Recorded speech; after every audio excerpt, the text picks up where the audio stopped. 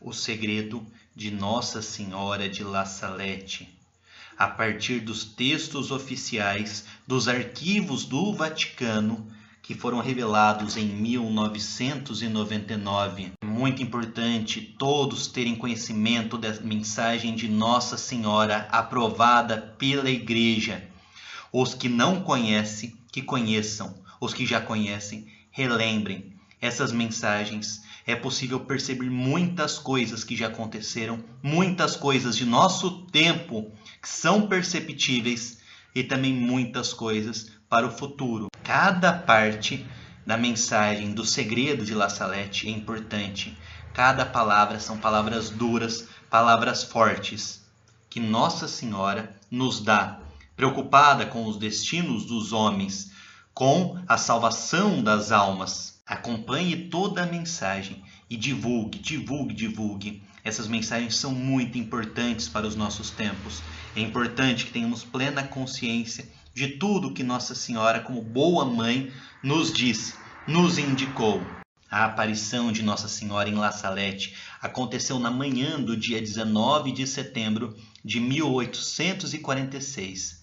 A dois pastorinhos, Melanie, de 14 anos de idade, e Maxime, que tinha 11 anos de idade. Os dois eram pastorinhos.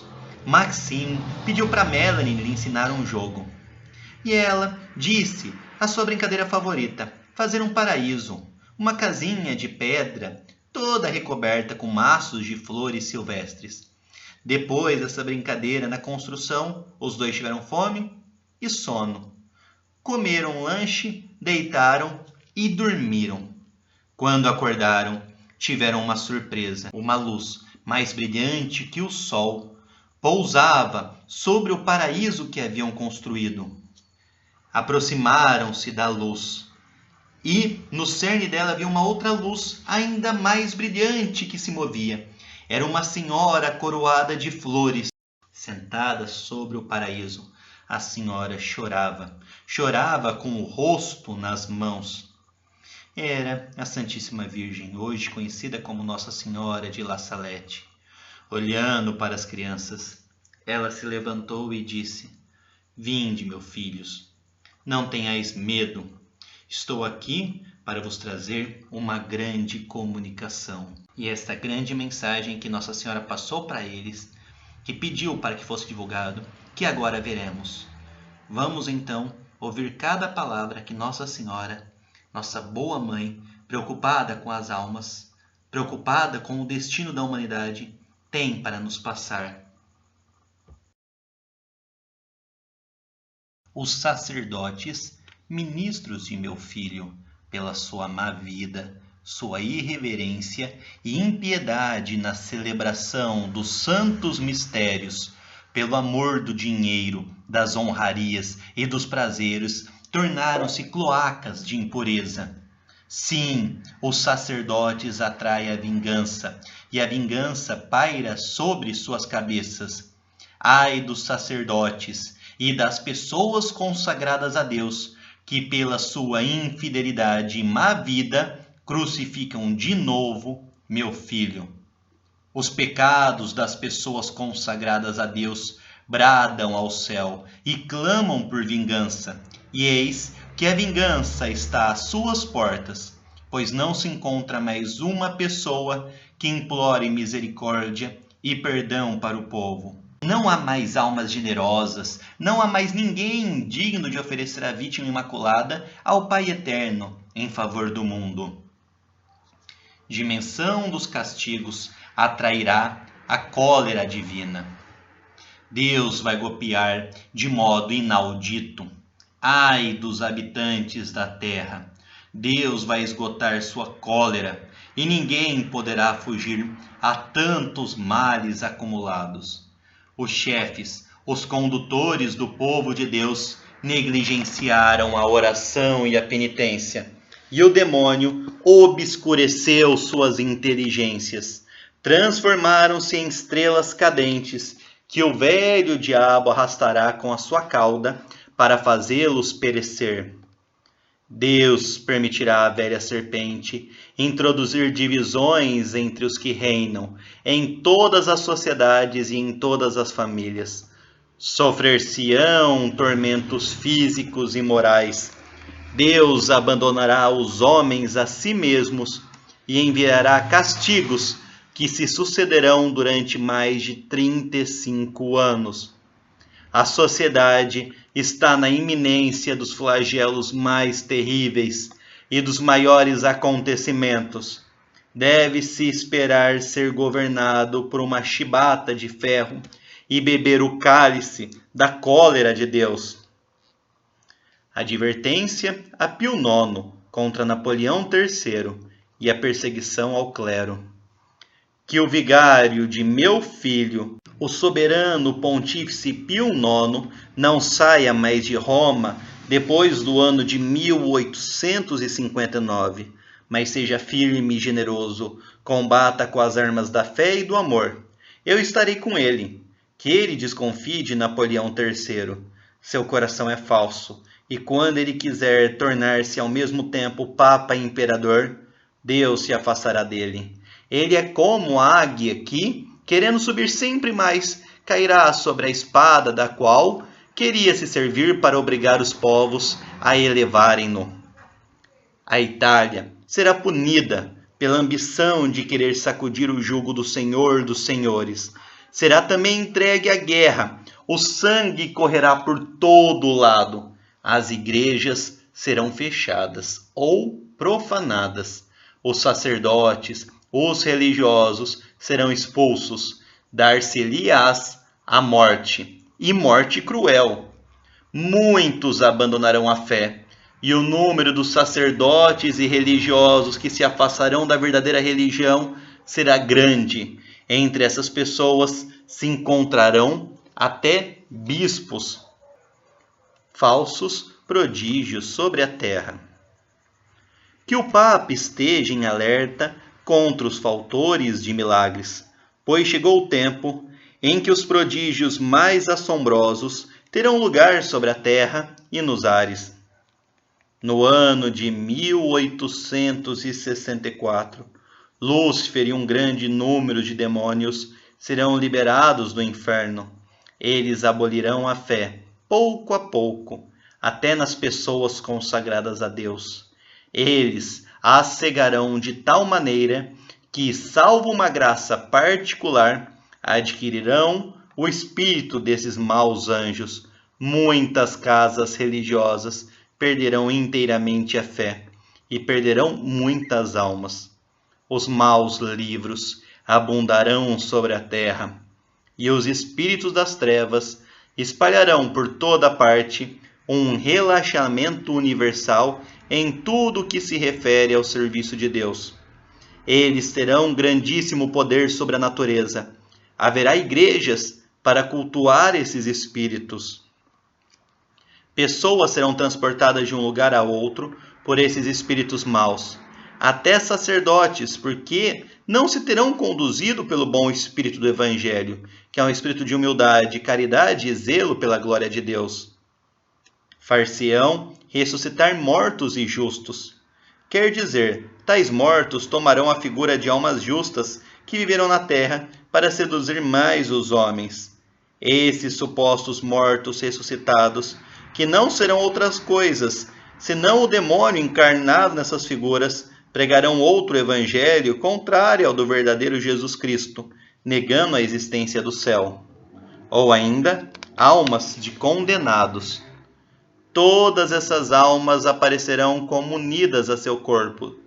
Em todos os lugares haverão prodígios extraordinários, porque a verdadeira fé se apagou, e uma falsa luz ilumina o mundo. Ai dos príncipes da igreja, que então estarão ocupados apenas em acumular riquezas, salvaguardar sua autoridade e dominar com orgulho. Sofrimentos de Pio IX, caos e anarquia universal. O vigário de meu filho terá muito que sofrer, porque durante algum tempo a igreja será entregue a grandes perseguições. Será o tempo das trevas, e a igreja passará por uma crise pavorosa. tendo sido esquecida a santa fé em Deus. Cada indivíduo desejará guiar-se por si próprio e ser superior a seus semelhantes. Serão abolidos os poderes civis e eclesiásticos. Toda ordem, toda justiça serão calcados aos pés.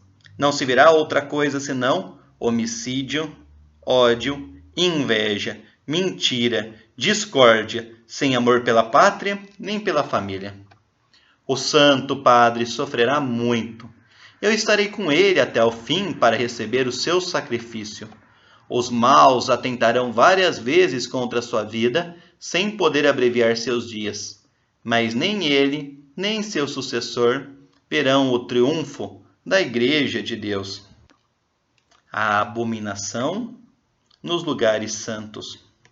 Os governantes civis terão todos um mesmo objetivo, que consistirá em abolir e fazer desaparecer todo o princípio religioso para dar lugar ao materialismo, ao ateísmo, ao espiritismo e a toda espécie de vícios. No ano de 1865, ver-se-á a abominação nos lugares santos, nos conventos. As flores da igreja serão apodrecidas e o demônio tornar-se-á como que o rei dos corações. Que os dirigentes das comunidades religiosas estejam atentos em relação às pessoas que devem receber, porque o demônio usará de toda sua malícia para introduzir nas ordens religiosas pessoas entregues aos pecados, pois as desordens e o amor dos prazeres carnais estarão espalhados por toda a terra. A França, a Itália, a Espanha e a Inglaterra estarão em guerra. O sangue correrá nas ruas. O francês combaterá o francês. O italiano contra o italiano. A seguir, haverá uma guerra geral, que será polvorosa. Durante um tempo, Deus não se lembrará mais da França nem da Itália, porque o Evangelho de Jesus Cristo não será mais conhecido. Os maus se estenderão toda a sua malícia. Até nas casas as pessoas se matarão e se massacrarão mutuamente. Intervenção divina quando tudo parecer perdido. Ao primeiro golpe de sua espada fulgurante, as montanhas e a natureza inteira tremerão de espanto, porque as desordens e os crimes dos homens transpassarão a abóboda celeste. Paris será queimada e Marsella engolida pelas águas. Várias grandes cidades serão abaladas e tragadas por tremores de terra. Crer-se-á que tudo está perdido. Só se verão homicídios, se houverão apenas ruídos de armas e blasfêmias. Os justos sofrerão muito. Suas orações, sua penitência e suas lágrimas subirão até o céu, e todo o povo de Deus pedirá perdão e misericórdia, pedirá minha ajuda e intercessão. Então Jesus Cristo, por um ato de justiça e de sua grande misericórdia em relação aos justos, ordenará a seus anjos que deem morte a todos seus inimigos. De repente, os perseguidores da Igreja de Jesus Cristo e todos os homens entregues ao pecado perecerão, e a terra tornar-se-á como um deserto. Triunfo da Igreja nas almas, domínio do Evangelho. Então será feita a paz, a reconciliação de Deus com os homens. Jesus Cristo será servido, adorado e glorificado. A caridade florescerá por toda parte. Os novos reis serão o braço direito da Santa Igreja, a qual será forte, humilde, piedosa, pobre, zelosa e imitadora das virtudes de Jesus Cristo. O Evangelho será pregado por toda parte e os homens farão grandes progressos na fé, porque haverá unidade entre os operários de Jesus Cristo e os homens viverão no temor de Deus. A falsa paz precederá a vinda do Anticristo. Esta paz entre os homens não será longa.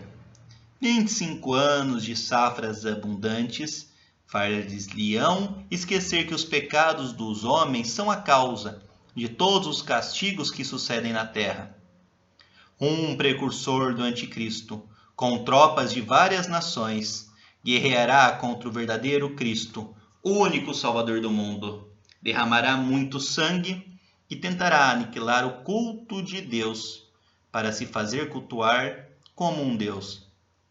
A terra será atingida por toda espécie de pragas, além da peste e da fome que são gerais. Haverá guerras, até a última guerra, que será então movida pelos 10 reis do Anticristo, cujo objetivo será o mesmo, e serão os únicos a governarem o mundo. Antes que isso aconteça, haverá uma espécie de falsa paz no mundo. Não se pensará em outra coisa, senão em se divertir. Os maus entregar-se-ão a toda sorte de pecados, mas os filhos da Santa Igreja, os filhos da fé, meus verdadeiros imitadores, acreditarão no amor de Deus e nas virtudes que me são mais caras. Felizes essas almas humildes, conduzidas pelo Espírito Santo.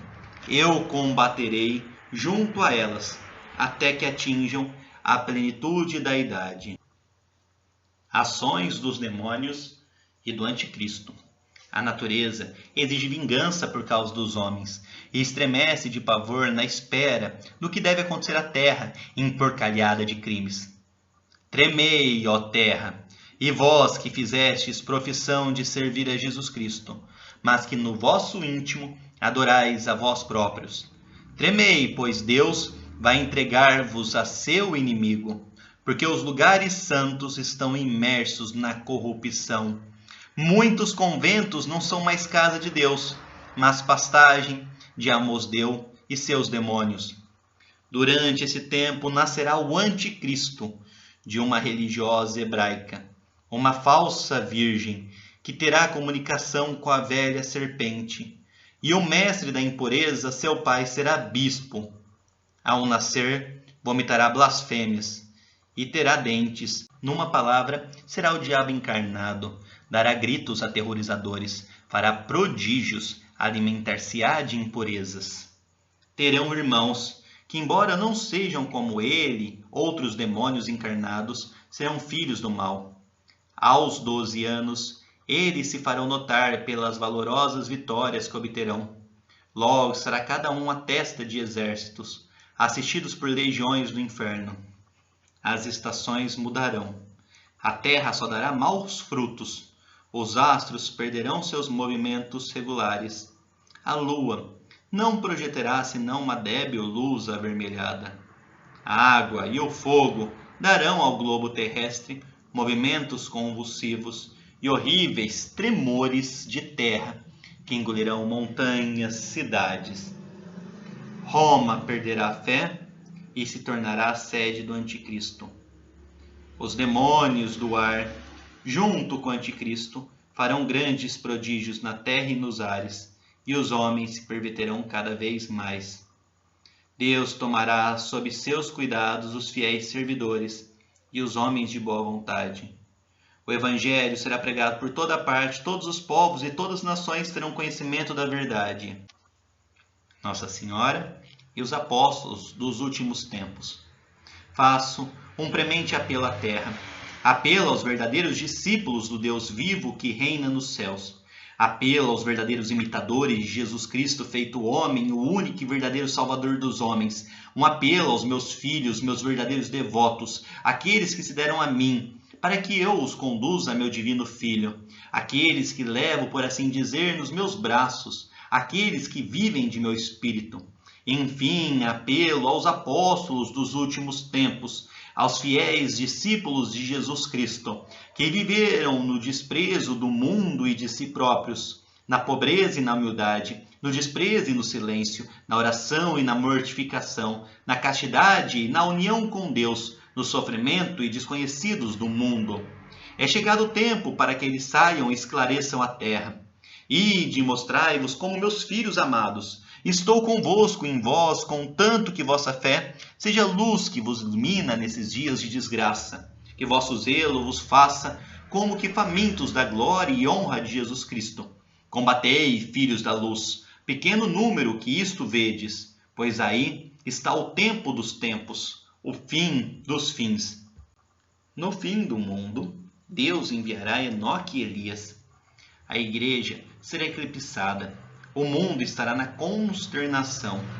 Mas eis Enoque e Elias, cheios do Espírito de Deus. Eles pregarão com a força de Deus. Os homens de boa vontade acreditarão em Deus e muitas almas serão consoladas. Eles farão grandes progressos pela virtude do Espírito Santo e condenarão os erros diabólicos do Anticristo. Ai dos habitantes da terra! Haverá guerras sangrentas e fome, peste e doenças contagiosas. Haverá chuvas de granizo espantosas para os animais, trovoadas que abalarão as cidades, terremotos que engolirão países, ouvir-se-ão vozes pelos ares. Os homens baterão as cabeças contra as paredes, pedirão a morte, e por outro lado a morte será seu suplício. O sangue correrá de todo lado. Quem poderá resistir se Deus não diminuir o tempo da prova? Deus se deixará dobrar pelo sangue, lágrimas e orações dos justos. Enoque e Elias serão mortos. Roma pagã desaparecerá. O fogo do céu cairá e consumirá 3 cidades. Todo o universo será tomado de terror e muitos deixar-se-ão seduzir, porque não adoraram o verdadeiro Cristo vivo entre eles. Chegou a hora. O sol se obscurece. Só a fé viverá. Chegou o tempo. O abismo se abre. Eis o rei dos reis das trevas. Eis a besta com seus súditos proclamando-se o salvador do mundo. Ele se elevará orgulhosamente nos ares para ir até o céu. Será asfixiado pelo sopro de São Miguel Arcanjo. Cairá. E a terra, que durante 3 dias estará em contínuas evoluções, abrirá seu seio cheio de fogo. Ele será submerso para sempre com todos os seus, nos despenhadeiros eternos do inferno. Então, a água e o fogo purificarão a terra, e consumirão todas as obras do orgulho dos homens, e tudo será renovado. Deus será servido e glorificado. Diante dessas mensagens fortes e impactantes, o que devemos fazer não é ficar assustados ou ter medo ou ficar ansiosos. Não, mas atender ao apelo de Nossa Senhora. Nossa Senhora chora porque vê o que está acontecendo, o que acontecerá à humanidade. E ela veio para nos dar a mensagem. E também, ela, como em todas as aparições, ela deseja o bem de seus filhos. E ela já indicou quais são as armas. Já não podemos mais esperar, já não dá mais tempo. Devemos usar as armas que Nossa Senhora nos indicou, a oração e a penitência. Como a penitência é importante para a reparação dos pecados, como que a penitência é importante para a conversão dos pecadores. Fazendo penitências, fazendo pequenos sacrifícios, ofereçamos isso a Deus, pela reparação dos pecados e conversão dos pecadores. Assim também como a oração que Nossa Senhora tantas vezes pediu em suas aparições, a oração do Santo Terço, a oração diária do Santo Terço, que todos os dias, sem exceção, seja rezado o terço. Terço individualmente, o terço na família, o terço nos grupos, que o terço seja divulgado, que o terço seja difundido. Nossa Senhora não apareceu para brincar. Nossa Senhora não apareceu para falar palavras vazias. Ela nos indica, e tudo que ela indicou foi aprovado pela Igreja. É muito importante atendermos aos apelos de Nossa Senhora. Ela sabe de tudo, e ela sabe qual o melhor caminho, e o melhor caminho que nós temos é, junto com a penitência, rezarmos o Santo Terço, se possível o Rosário. Rezar o terço todos os dias de nossa vida, divulgarmos a oração. Quanto mais terços, melhor. Mais munição damos a Nossa Senhora para que ela possa agir. Divulguemos o apelo de Nossa Senhora, a mensagem forte de Nossa Senhora. Divulguemos seus pedidos, penitência, Santo Terço, a oração. Rezemos muito. Quem já reza um terço, reza 2. Quem já reza 3, reza 4. Que possamos cada vez mais, com as armas da oração, ajudar aos outros, ajudar a humanidade. Por tantas vezes pediu e não foi atendido. Que agora prontamente atendamos o seu apelo, que é muito sério. Nossa Senhora de La Salete, rogai por nós.